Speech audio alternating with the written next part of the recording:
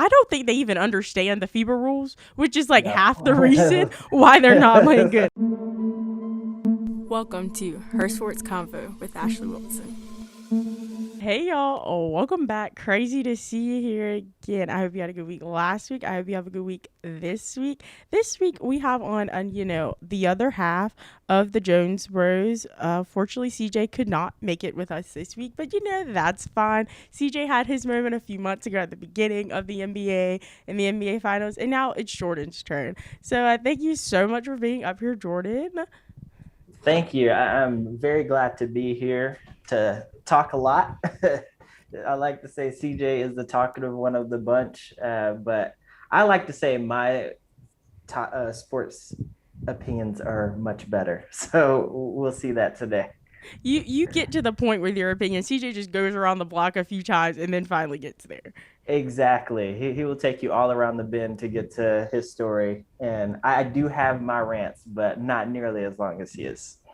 Yes, and just starting off, as you guys know, the NBA Finals ended last week, and the Bucks won. As I said, they would win. Shout out to me. The only prediction I got right was Bucks. I did say Bucks in 7. I thought I said Bucks in 6. I went back, looked at the tapes.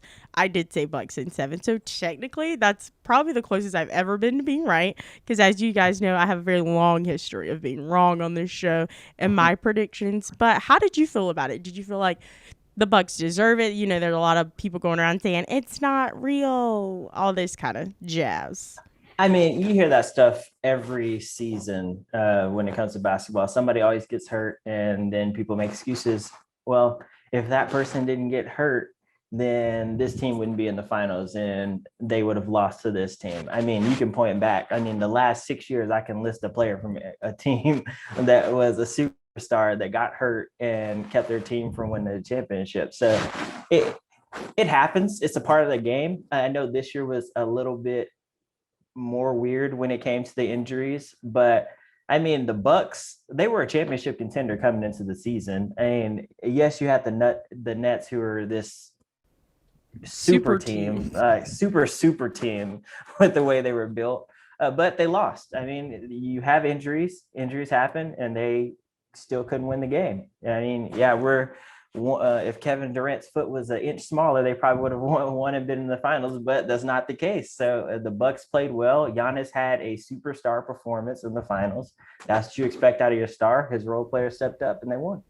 Exactly. Now, I think the best thing about Giannis winning is the people that are on the internet trying to find a reason to hate him. Like, Giannis is the nicest person. He literally asked us at the Chick-fil-A, could he record her? And not only Yep. did he ask, he said, just to let you know, there's 100,000 people watching this. So it's not like, you're on Bobby Smith's Instagram live with him and his Exactly. cousin and his best friend watching. And I just think that's just so much the character of Giannis, and why I, again, don't understand why people hate him. Like, he's literally the nicest. He treats everybody the same. He tweets out like random stuff about, oh my God, I had my first smoothie. And he doesn't act like the superstar he is. Like, he's ready to step up and be like the big star post LeBron.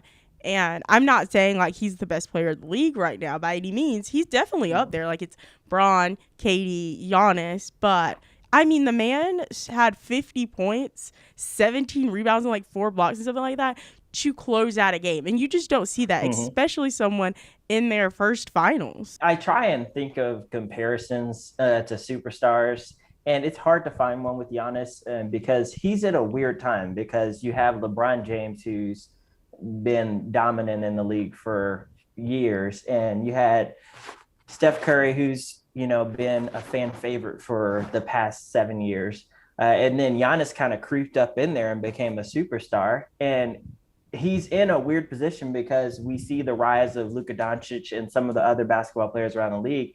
And although he won this championship here, he may never actually take over where everybody agrees that he's going to be the best player in basketball, probably other than this year. And even then, you had the coach of the Argentina team saying that Luka Doncic has been the best player in basketball for 5 years. So True. I'm a little biased Dallas fan, but at the same time, it's a real thing. Like, even though Giannis won a championship this year, he's a 2-time MVP, defensive player of the year. Like, dude is talented. He's he's in this weird position where he will have a Hall of Fame career, probably will go down as one of the top 10 players we'll ever see, but he doesn't have that same pressure of having to be the number one guy in the world as a basketball player ever, which is a great place to be honest.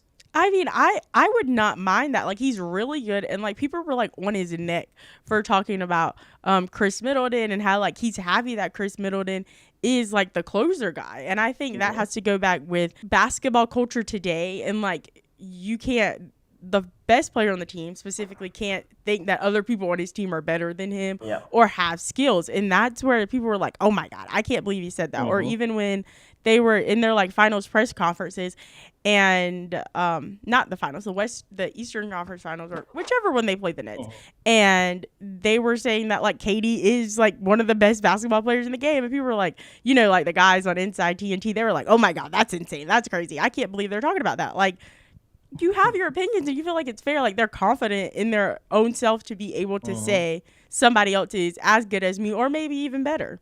Yeah, and to be honest, what actually defines a person as the best basketball player? Nobody knows. It's all subjective. Like everybody has their own opinion of what it takes to be the best basketball player there is. And so some might prefer KD, some may prefer LeBron James, some may prefer Giannis. It all depends on the style of play that you enjoy. I think the reason why Giannis kind of falls through the cracks in a lot of people's mind is because he plays the game differently. So he's this 6'11" guy who can take the ball at the court, you know, similar to KD. He does not have a jump shot. He plays Not his game at in the all. post. Yeah. But he has a dominant physique like LeBron James, where he can bully anybody he wants because we don't have the traditional centers clogging up the paint anymore. So you have this presence. Oh, and he plays defense, which you know they don't do in the NBA anymore. So Not common.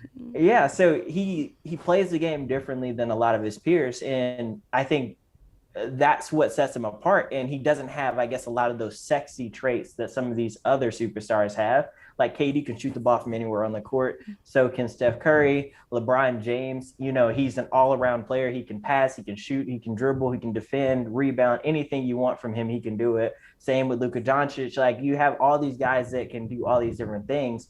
And so when you have this other guy who's so good in these certain areas, which remember, he's only 25. He can get better in some of these other areas. Exactly. Like if you go back to watching LeBron James when he first started playing, he was not a very good three-point shooter at all. Like he's still not a very good free throw shooter. And I mean, he had the mid-range game, but that's how the game was played back then.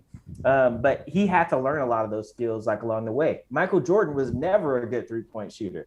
Like everybody, I remember back in the day, they didn't even shoot three-pointers really as much. I was like, if you go back to the Last Dance, like it was like he set like the playoff halftime record or NBA Finals halftime record for most threes and a half with like 4.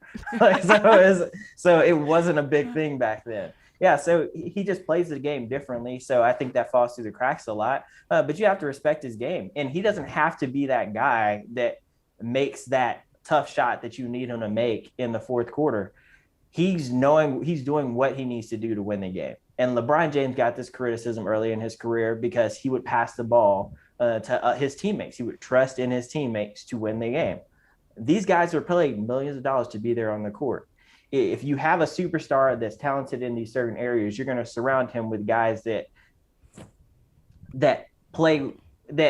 are good at the things that he's not good at. Exactly. So Chris Middleton, great shooter. He can shoot from anywhere on the court. He's very talented. People underestimate him a lot. But dude's been an all-star. Dude is, on Team USA. Like he is a talented basketball player in the world. He just doesn't get a lot of respect because he plays next to Giannis and he plays in Milwaukee, and nobody cares about Milwaukee, to be completely honest. So it's the same thing where, everyone's talking about Devin Booker and how he was a great player on a bad team. And then now the bad team got good, made it to the NBA Finals, and now they're like, oh, Devin Booker wasn't really that great. They got people around him. And I mean, the people around him, you're talking about Jay Crowder, who just kind of skates by. Like, Jay Crowder does something good, and you're like, oh my God, good job, Jay Crowder. But then when he does something bad, you're like, I'm not surprised. You have DeAndre Ayton, who's very good, and he's going to be many, many moons better than he is now, especially in like 5 years. Like he's going to be really up there in that pretty good center, like a definition of the game, you know, kind of like going back to old school basketball, as some say, where you just go in there and you really make people's basketball experience not too hot. They go home and they're like, wow, I really hate DeAndre Ayton. But they're just not there yet. And we get caught in like you see people at their pinnacle, but you forget where they came from, kind of like where they got started at and all these things. Like, yeah, I personally think that Devin Booker does have a bright future. Trae Young, all these other people. Now, do I have a feeling these people might get back as far as they did last year, next year, or even in the first few years on the same team? No. Because it was a true Cinderella year, especially for the Suns, especially for the Hawks. All the things lined up in their favor. You had people hurt, COVID, all the other things. It really lined up in their favor, and you can't. I'm not saying those things aren't going to happen next year, but the likelihood is so slim to none that they just can't depend on those things, and they have not the room. I do think that Chris Paul is going to go back to Phoenix. How do you feel about that? I think he stays. Like I don't see unless he goes to LA, but he's had multiple chances to go to LA, and I think the Lakers are trying to go in a little bit of a different direction. The last thing you want to do when you already have LeBron James, who's going to be 37 this year, I think. And so you don't want to go and get another guy who's older and that can possibly that has a history of injuries. I mean, he was hurt throughout the playoffs again this year. So that's not something you want to go in and get. You rather go and get a younger talent. So I think they're exploring trade options now, and they're going to look into. They may re-sign Dennis Schroder, but dude wants a lot of money. So Dennis needs to get out of LA. If he goes stay in LA, he needs to go to the Clippers, because what he did this year was disgraceful. It was disgraceful and disrespectful to the game of basketball. And if I was the Lakers, I'd be like, thank God we didn't sign him, and he just came out here and did that foolishness. I know his agent was teed off at him all season long. Like, really? You said you wanted $100 million, and you can't even not get crossed up on every other play? Like, come on now, Dennis. Step it up. But this is who he is. He's the sixth man. Like, we've seen him in a starting role multiple times. That's just not who he is. Like, he plays better as the sixth man on the team. Like, he was a sixth man last year with the Lakers, and he played very well in that role. When he was in OKC, he played as a sixth man. He played very well in that role. When he was in Atlanta as a starting point guard, he struggled. And this year as a starting point guard, he struggled. It's just how he is, and that's okay. There's some guys that's just their role, and they play very well at it. Look at Lou Will. Like, Lou Will is one of the best six men that have ever played in the game. Dude is a walking bucket. You can know he's going to get you 15 and 20 points off the bench. That's what you need. You put him in the starting lineup, he gets washed away. That's just kind of how it is. So you know that role. You're not going to get paid $100 million to be a six man. I'm sorry. Like, you can get, 60 to 80 million, like, for a four-year stretch, and that's still a whole lot of money. That's nothing to be laughed at. Like, but you're not getting like the dollars that you thought you were going to get. You can't be like, they can't pay the six man the same amount they're playing their superstar, and nobody in the history of basketball has said, "Oh my God, Mom, let's go to the Lakers game to watch Dennis Schroder." Yeah, exactly. No one's like, I hope Dennis Schroder is not playing tonight at the Lakers game, because the way of he's playing, and they're definitely going to lose. But Dennis Schroder is somehow like kind of in the same boat as Chris Paul. Well, Chris Paul has way more leverage, but I do think Chris Paul has the taste of a finals, and he's like, the kid in the candy store. He tasted it once, now he really wants to get back to it. But I don't think he's at the point of his career where he's going to accept the veteran minimum, because that's what he's going to have to do if he wants to go be with the Lakers. And it's not there for him. He's not at that point. I'm not saying he's about to sign like a 5-year contract extension or something like that, because I don't even think he wants to commit himself to the Suns that long, especially knowing that DeAndre Ayton and Devin Booker might not be there that long. And they have a good group. I mean, they made it to the finals. Like, you can't contest that, but I don't think he's ready to put the rest of his eggs in the Suns basket. But I do think he's ready to put at least like 2 more, maybe 1 more egg in that basket, and see how far it takes him. I wouldn't be surprised if, LeBron called him up a few years down the road and he's like, let's do it. Like, you want one, I'm ready for one. I don't think he's definitely not like Carmelo or anything like that. Like, Carmelo's like, I want to get paid as much money as possible to play basketball. I'm not saying he doesn't care about winning a finals, but I think that part of his life he's past. Yeah. Well, I want you to be Chris Paul for a second. I have a question for you. So if you're Chris Paul, I think he has two options this offseason. So one is to opt into his player option. He'll get 40 million this year, and then he'll be an unrestricted free agent next season. The other option, I think the Suns offer him a 3-year deal. He's 36 right now. They'll take him to 39. It'll be going into his 40th year. Yeah. But yeah, so you get a 3-year deal, and they'll probably increase it up to, I would say, probably about $70 million where they would go. And so it's a lower per year, but in the NBA, salaries are guaranteed. So Yeah. you are getting that money no matter what. What do you do? Definitely take the player. I mean, at the age that Chris Paul is, his history for injuries, and his ultimate want of wanting to be an NBA champion, he has to take the player option and be an unrestricted free agent at the end of next season. Like, it's the only thing that makes sense, because the Suns are a good team. They have great potential. I mean, I didn't even mention like Devin Booker and Campaign. I know Campaign has made him so much money this season, and that he has a bright future, but they're still young. They still, they still get a little nervous when it comes to going to an NBA Finals. They had all that confidence in the first one, but it wasn't, all the eggs weren't in the basket. It wasn't for the championship. And I'm not saying they choked by any means, but they kind of did. They technically lost 4 games in a row. So Yeah. you gotta go for the player option. It was very reminiscent of, and this hurts, but the Mavs in 06. 06. Yep. Yeah, the Mavs in 06. Now, I will say the refs cheated, and they've already came out and admitted that they were calling some bogus fouls. There's no way Dwayne Wade goes to the foul line that many times. But, can you tell he's still hurt? Yeah. It's still painful, but Dirk got his championship, so it was worth it. But the Mavs in 06, they didn't have really any championship experience. They were a very young team at that point, and that kind of sparked the trade for Jason Kidd and some of the other veteran guys that they added to that team to eventually get to the championship in 2011. They just weren't ready to win a championship. And Dirk was, I think he was 27 at the time, 26, 27 at the time, which, I mean, prime of his career. He was one of the best players in the NBA.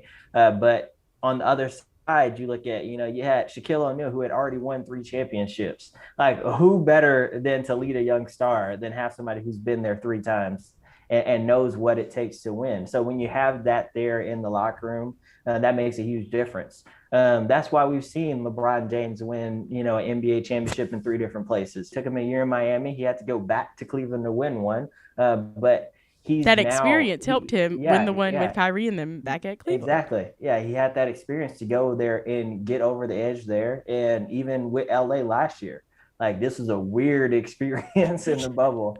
Yeah, but it took – who else was going to win that year? Like, I mean, you saw so many teams fall apart. It made sense that the guy who won 3 championships at that point would win another one that season. So, yeah, experience matters. There's literally a torrential downpour going on outside. I don't know if you can hear it, but literally it sounds like someone's like being murdered outside. But anyway, as you guys know, the Olympics are going on, you guys. And first day out for Team USA. I can't even say first day out. They were struggling in the scrimmages. They were dying in Vegas when I wasn't good. And then they played France and they lost, which I personally wasn't shocked. I mean, if you saw the scrimmages, they were dying. 2, they didn't even have their whole team until like 3 days before they went out to play France. And then this morning, however you want to call it, they gave it to Iran. And I feel so bad for Iran, because they were like the team that plays after like the number 1 seed loses to like the 12 seed in the AAQ tournament, and then they come back 5 hours later, and now you got to lose by like 100 points just so their coach don't get mad at them. And do you think Team USA can pull it out this year? I honestly don't know. So here's my thing with basketball in general. We're in a different time. uh, there's a lot of different players that are a lot more talented now. We don't have the same guys that, USA is the only place where talent really is. That's not the case anymore. I Nope. mean, we have if you look at some of the best players in the world, I actually went and did this. Like, I went through a list of like probably the top 7 or 8. Only one of them is playing for Team USA right now. Yeah, like you could have a couple that could play that didn't play. I mean, LeBron James, and he gets a pass through 36. Like, he's not going to be playing Olympic basketball at this point. He shouldn't have to. No, like Yeah, he's basically 40. No, yeah. no He 40-year-old should wants to be. go stay in Olympic Village. Like, Yeah, no. you should be able to sit out on that. But you have Kawhi Leonard that's not playing. Granted, due to his ACL, but I don't think he was signed up to play even before that. Kawhi didn't even want to play for the Clippers anymore. This man was not Exactly. gonna go all the way to the COVID games and play in Tokyo for Yeah. America. Yeah. And then Steph Curry, he's 33, I believe, Hmm. but he's still young enough to where he should be playing, but he's coming off of a long season and he's had to deal with injuries and stuff. So it makes sense why he's sitting out. The rest of the players on that list, all international. I mean, however you divide up your top 8 of basketball players, but Luka Doncic somewhere in there, plays for Slovenia. Joel Embiid, he's from Africa. Like, you have Nikola Jokic. I don't remember the country exactly he's from, but yeah, It's like Serbia or something like that. yeah. And so, yeah, so a lot of guys that are not from the United States, and so that makes it more difficult. Now they're spread out, but that France team, I mean, Rudy Gobert, he's one of the best defensive players in basketball right now. So if you look at that Team USA roster, that starting 5, that's not even an all-star starting 5. Like, I mean, No. in the NBA. Like, if we're going to be honest, like, so yes, the talent is, I guess, more weighted Team USA, but I don't know if I don't want to say they're not good enough because they are good enough. I don't know if they care enough. I think Yeah. usually they have, like you said, usually they have the star player, and now the best players in the world. I saw something the other day, and it was like, yeah, USA is made of like the best or top NBA players ever, but they're the best and top NBA players that are from America. Like, Mm-hmm. it's not like it was in the 90s with Charles Barkley and all that and that Mm-hmm. big team. Like, they were also the best players in America, but they were also the best Exactly. players in the world. The best players in the world don't play for America no more, or Mm-hmm. didn't come from America no more. And that has Exactly. a lot to do with the fact that these, I don't even want to say children because they're grown adults now, but they started playing basketball when they were like 17 years old, probably even Mm-hmm. before that. And they were playing competitive basketball. And also that they are not doing too hot is because they don't, the like current bunch of USA basketball players, I don't think they even understand the FIBA rules, which is like half the reason No. why they're not playing good. They like nobody cared to explain the rules to them, and they're sitting around Mhm. like, oh my god, I got breathed on. Why didn't I get fouled? Oh my god, you Mhm. can't do this, you can't do that, and like everyone else is like, where you been at? Yeah. Well, and people made fun of Luka for this a couple years ago. I know I keep bringing him up, but he's a good example because he's one of the best players in the world. So when he came over to the United States and people asked him about the style of play in Europe compared to the style of play here, he said it's easier, like to play Mm-hmm. here in the USA, and it is. Like, I mean, you've heard the guys. Like all the Hall of Famers and stuff talking about how many points they would score like in today's basketball because you can get away with so much, or you can't get away with like all these fouls and stuff like you used to be able to. And FIBA rules are, like you said, a lot different. So they're not calling the fouls if you get tapped and all this stuff anymore. Like, I saw one where a guy was like laying on the ground like for like 30 seconds and they were just still playing basketball around them. They were not going to call that foul. And so it's a lot different. And they're not adjusted to the game, and they don't have a lot of players that play for Team USA that are familiar with that. So I definitely think that's a difference. And I just think that it means more to some of these other players because Team USA has won, the gold medal, the past 4 Olympics, 5 Olympics, something like that. I think it's 2004. I want to say they've won. Yeah. And so they don't lose. And so you look at some of the guys, like the people that are getting drafted tomorrow night, they were born in like 2002, 2003. No, there were some that were born in like 1999, but that's basically the I same don't even thing. know anymore. If you were born in 1999, you're like 22. That's ancient in basketball, That's like these true. days. That's Like, true. yeah, like so yeah. So we got some. They're young, and so their entire life they haven't seen us not win a gold medal. And so you're used to that. Whereas you have these other countries where they're hungry for it. They want to bring that to their national team. They're not used to, other sports on their Olympic teams being great. For some of them, this is all that they're gonna get. Like, it's basketball or nothing. So Oh it yeah. means a lot. Yeah. So And, I think it's a big deal. oh yeah, and it's also a big deal because a lot of the people on the other teams play in the NBA, Mhm. and they're like, oh wait, we're like actually better than these people who played in the NBA. One, Mhm. because again they don't know the FIBA rules, and two, because this is not the best team that Team USA could have put together. Like, Mhm. half the people didn't want to show up, as you all saw. Probably the like meme, the Isaiah Thomas meme that Trae Young posted. Like, I met the qualifications, but I was still not selected. I was shocked that they didn't put him on the team, but this Team USA, even men's and women's, has been so political, from not putting Neke Ogumike on the team to not Mhm. putting Trae Young on the team. It's been messy, Mhm. and the men are getting what the men deserve. The women did win their first game, Mhm. and shout out to the U.S. basketball 3x3 for winning gold Yeah, they medal. won. That Yeah. was so cool. One, I think it's very interesting how they basically made a pickup basketball game an Olympic sport. So now everyone's going to be trying to like try out for the 3x3. I did you watch it? I watched a few It looked games. like a lot of fun. I actually would enjoy that. That's a good watch. So I'm looking forward to that, staying in the Olympics, hopefully. Oh yeah. Yeah, it is fast paced. It is not like your outside 3-on-3 kind of game. They are going. It's a 12-second shot clock, and you have to run like to score a basket. Yeah, I Uh, liked it because it wasn't like a basketball game. Like, you didn't have to sit mhm, there for 2 hours and watch a game. Like, they were playing like 2-3 games within like 4 or 5 hours, yeah, and I really enjoyed it. I definitely think they need to keep it in.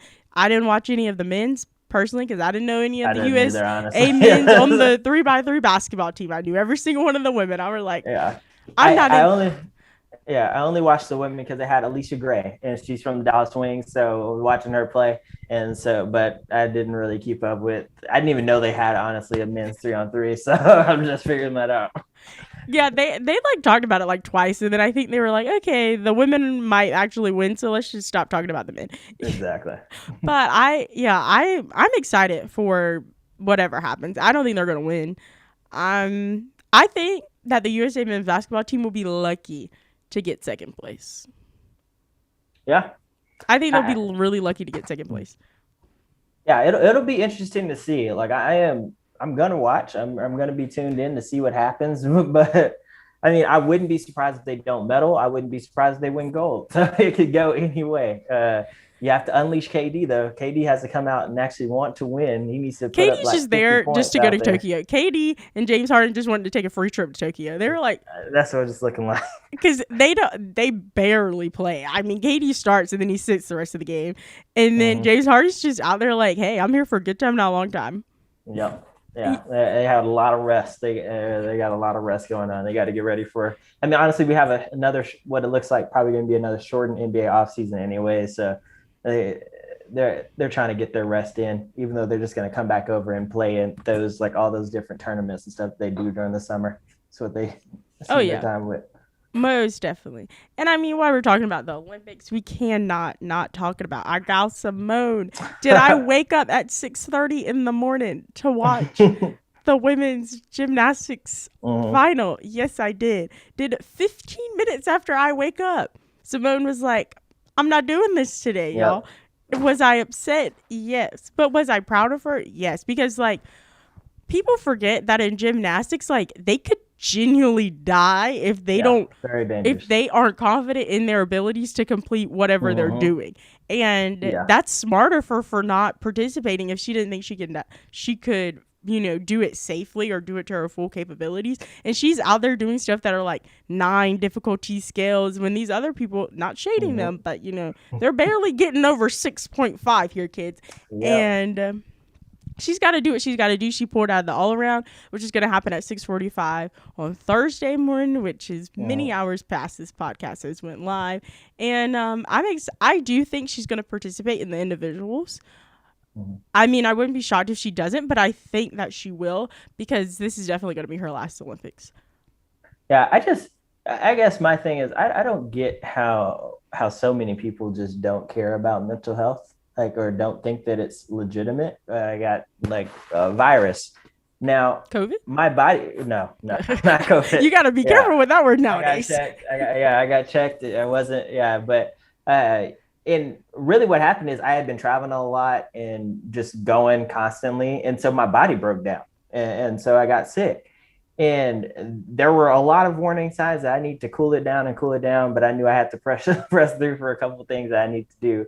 And it was fun trips, so I wanted to go on this. So, but it takes a lot out of you. So my immune system got weaker and I got sick. This happens. Like your body starts to give you all these different signs. Can y'all tell he's like a doctor? I'm getting there, but your body gets all these different signs. It gives you all these different signs before it breaks down. So you have to listen to those signs. So sometimes it means that you got to step away from things that matter to you. And that's what she did. Like, she loves gymnastics. She loves it. She's a great teammate. She cares about the team and she wants them to be successful and she wants them to win. But she also cares about her life, because she's the one that has to look at herself in the mirror every day for the rest of her life. Like, so everybody who wants to like bash people like Simone Biles or Naomi Osaka or anybody else that cares about their mental health and decides to choose that over other things, honestly, I've kind of tuned out their opinions at this point, because they're clearly not taking care of themselves. And so it's good to see, because we need role models like this out there. And yes, that is a role model. Somebody caring about their mental health is a role model.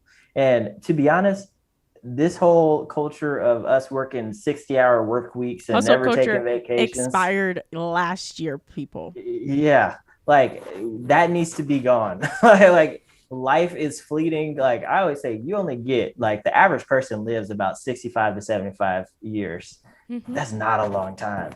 Yeah, I'm about to turn 28. Especially I'm like halfway. If you're working full time from 22 to 60. Hopefully you can retire at 60. Yeah, you work 8 hours a day, 5 days a week. That's 40 hours. You sleep hopefully 6 to 8 hours, preferably 7 to 9 hours a day. Like, that is most of your week just doing those things. Like, so it's very important to, when you can, enjoy your life. And she's still there, still with the team. She could have just said, I'm not going to participate in this year's Olympics. Yeah, she could have went in the locker room. Like, she was over there having the best time of her life, cheering on Jordan Childs and Sunny Lee and all those competitions. And then sis could have went in the locker room, could have went back to, like, because Simone Biles is arguably one of the most famous athletes on the planet right now. And she's staying in Olympic Village. She doesn't have to do that, but she's staying in Olympic Village so she can experience it with her teammates. And she could have went in the locker room and been like, okay, like, I'm not competing today.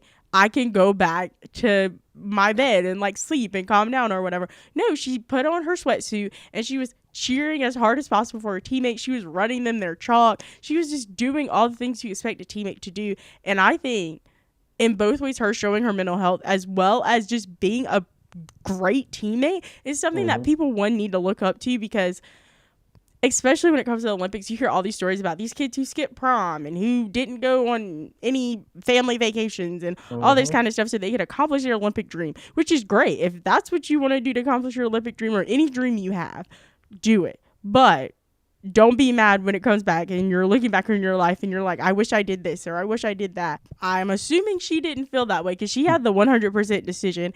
And many, many moons ago when she talked about her, like, Facebook watch stuff, I didn't watch it over, but she talked about how she was full on prepared to retire. How she was like, I'm done with gymnastics. I did the Olympics. I am now one of the biggest gymnasts ever. And she kept going because she felt responsible to the people that were abused with, you know, nasty doctor man at Michigan State and with the U.S. gymnastics team, because she felt like if she would have retired, especially from USA Gymnastics, they wouldn't have cleaned house like they did. And they should have did it anyway, but we all know how, one, America works, two, how professional sports work. And she cleaned house, and that was definitely needed. And now she's kind of like the more the years have gone on, the more people have, one, gave her props because she deserves it. But two, you know, with high praise comes high I don't even want to say like discouragement or like constructive criticism, because it's not constructive at all. It's just people being nasty and mean, and they don't have anything to do. I had to look this up. So Simone Biles is 24. She has 6 medals, Olympic medals. 4 of them are gold, and she has 27 total gold medals in general, like from all the different championships that she's won and World Cups that she's participated in. She is one of the most accomplished gymnasts ever. Like, and she's 24, and this is like older in gymnastics. Yeah, this is like ancient. Like, she's a grandma. Yeah, like a lot of people retire like she was going to. Like at this point, you normally get like one good Olympics out of you, and then you're pretty much done when it comes to gymnastics. But she's she's 24. like the thing of like the LeBron thing. He's like, he's 36. She's 24. Yeah, it's almost like so in life she's so young and she's able to make these decisions for herself, knowing, hey, I am not okay. Like, and I mean, you look, it's a great thing to see. Like, it is so great to see, and I just wish more people would just understand it and, you know, take some of those practices and put it into their lives, because they'd probably actually be more successful in their own life. If you actually took care of yourself, you're actually more, you're better able to actually, you know, focus on the things that you want to do, like the rest of the time, because you're in a good mood. Because you're happy. You're just happy. I mean, be happier, y'all. We're going through too much. Delta is out here snatching people up like a bandit. Exactly. Y'all just go out there and be happy and stop criticizing people for living their life. That's all I got for you guys this week. I hope you enjoyed. The Jones Bros are coming back. They're rebranding. They took a hiatus. I drug one of them out of their hiatus to coming out with us. So y'all make sure y'all go follow them on the socials and be ready for their rebrand. I truly can't remember the name of it, so please tell everyone what the name of it is. It's called the Doc and the Dropout, but I like the Jones Bros. We've been called that for forever. But it's going to be the Doc and the Dropout. We'll be back here in August. Start watching our social media. We'll be back online. We're coming out of our hiatus and getting ready to run some shows again for you. Yeah, the season will be here before you know it. And I mean, free agency is basically the NBA season part 2 anyway. So, and the WNBA is going to be coming back soon. So y'all make sure you tap in. You get with those guys. They're, as you've seen, they're so funny. They're so hilarious. And they actually know what they're talking about in basketball, because we don't bring phonies up in here on Her Sports Convo. Exactly. I will say you're going to miss out on some of our sports talk, because we're not talking just sports anymore, guys. We are a variety show. We're going to talk a lot more about life, our interests, everything that's going on in the world, society, culture. It's gonna be a fun show. If y'all know me, I work in higher education, have a passion for success. So we're going to bring on a lot of interesting people. So it's going to be a lot of fun, but we're 2 diehard DFW sports fans, so we're definitely going to talk a whole lot of sports still for you. You'll learn about sports, and you'll also maybe get a little personal development in there too while you're at it. Exactly. Who can ask for any more? But yeah, that's all I got for this week. Make sure to like, comment, rate, subscribe wherever you decide to listen to your podcast today. Head on over to Instagram and follow at Her Sports Convo, and follow Jordan and CJ on their personal accounts right now. I'll throw them in the description, the show notes, wherever you would like to catch them at. Check out the YouTube channel. I post new videos up there every Monday and Thursday. On Thursdays, you can literally watch as we speak to each other, or more times it's just me talking to myself. But it's a fun time. Make sure you check it out. The summer's almost over. We're wrapping up our summer series. I have right now only one more guest left. So if you know anyone, let them know if they want to come on the podcast. We have one spot left in the summer series. Call your friends. I literally don't even care anymore who it's going to be. So literally it's anyone who wants to come on the podcast for the last summer spot. I don't care. Let me know. Hit me up. I have the email and all that other stuff always in the description. Hit me up on Instagram. But yeah, how do I end this? I don't remember. Be safe, have fun, and don't be afraid to join the convo.